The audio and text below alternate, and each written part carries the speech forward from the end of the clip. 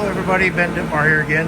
Today is January 11th, 2025. And this was today's project. This one here is a 1975 Johnson 25 works.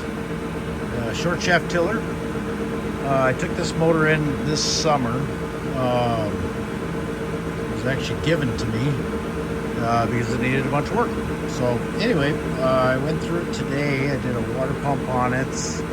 Gear case pressure tested good and the oil looked good. It had a restriction in the cooling system in it, so it wouldn't pump water, so I had to clear out the blockage.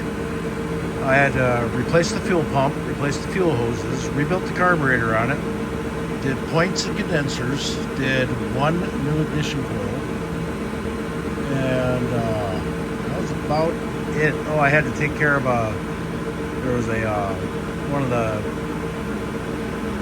threads for mounting the recoil was stripped out, so I had to throw a heel coil in there. But, anyway, it seemed to turn out pretty good. It's I got it idling down to about 620, and I got a peak RPM of 5350, and that's in the tank here. So anyway, give you a show on this one.